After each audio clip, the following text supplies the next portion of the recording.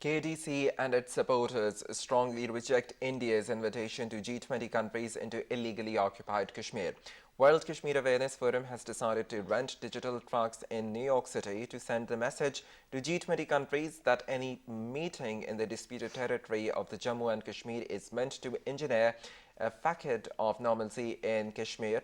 The G20 is unwittingly providing a veneer of support to a facade of normalcy in Kashmir at a time when massive human rights violations, illegal and arbitrary arrests, political persecution, restrictions and even suppression of free media and human rights defenders continue to escalate. International human rights obligations and the United Nations Declaration of Human Rights should still be upheld by organizations such as G20. Kashmir remains under brutal Indian occupation, and I would like to speak about the disdain of the Indian tactics, focusing specifically on the current G20 meetings to be held in the Indian occupied Kashmir. 15 million Kashmiris have been disenfranchised. No political elections have been conducted for the last 6 years.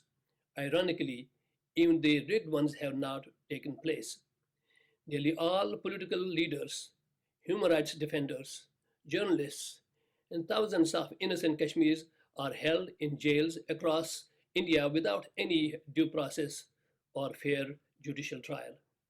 Prime Minister Modi is trying his hard to project the occupation as a normalcy in Kashmir, but the conspicuous presence of more than 900,000 military and paramilitary troops makes this claim farcical. Making this video as part of the international campaign where thousands are protesting the Indian-sponsored G20 membership meeting in occupied Kashmir. This isn't the first time India has attempted to portray normalcy and legitimize occupation, and every attempt has been unsuccessful. The people of Indian-occupied Kashmir reject the G20 event being held in a conflict zone. We reject the superficial development specifically made for tourists and delegates, and most importantly, we reject the insinuation that Kashmir is a part of India.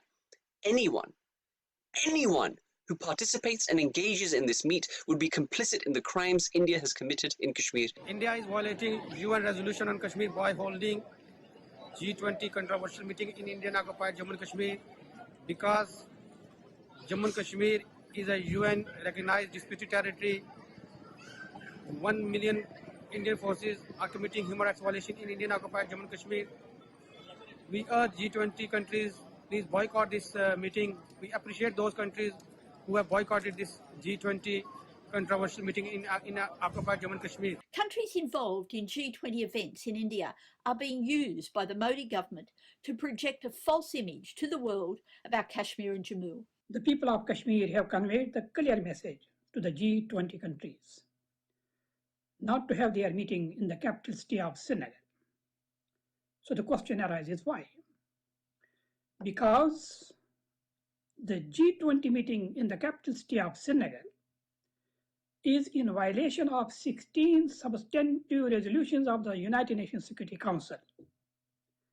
Under all these resolutions, which were agreed upon by both India and Pakistan, Kashmir does not belong to any member state of the United Nations.